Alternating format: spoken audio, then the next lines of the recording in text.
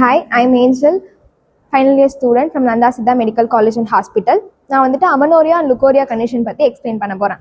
அமனோரியானா வந்துட்டு கேர்ள்ஸ் யூஸ்வலாக monthly attain ஆகிற பீரியட்ஸ் வந்துட்டு அட்டைன் ஆகாமல் இருக்க கண்டிஷன்ஸ் பேர் தான் வந்துட்டு அமனோரியா. எதனாலலாம் மேபி வரலாம்னா ஹைப்போதைராய்டிசம், பிசிஓஎஸ், மேபி ஸ்ட்ரெஸ்னால கூட வரலாம். சிம்டம்ஸ் என்னெல்லாம் இருக்கும்னா ஹெட்ஏக் இருக்கும், நாசியா, டயர்ட்னஸ், ஹேர் ஃபால், அதுக்கப்புறம் ட்ரை ஸ்கின், இந்த சிம்டம்ஸ்லாம் வந்துட்டு அமனோரியா கண்டிஷனில் இருக்கும்.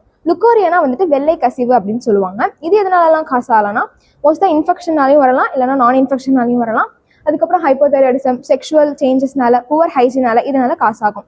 இதே வந்துட்டு சிம்டம்ஸ்னு பார்த்தோம்னா நமக்கு அனிமிக்காக இருப்பாங்க, கான்ஸ்டிபேஷனாக இருக்கும், அதுக்கப்புறம் பெயின் இன் மென்ஸ்ட்ரேஷன், இது மாதிரியான சிம்டம்ஸ் இருக்கும். மோஸ்ட்டாக வந்துட்டு ஒயிட் கலரில் மட்டும் டிஸ்சார்ஜ் ஆகாமல் சம் அதர் கலர்ஸ்லையும் ஆகும். Green, yellow, grey and brown. யுட்ரைனில் ஆல்ரெடி டிசீஸ் இருந்தாலும் சரி, இல்லைனா டிசீஸ் வராமல் ப்ரிவென்ட் பண்ணுறதுக்காகவும் சரி, நாங்கள் வந்து லைஃப் ஸ்டைல் மாடிஃபிகேஷனாக வந்துட்டு ரெப்ரசென்ட் பண்ணியிருக்கோம்.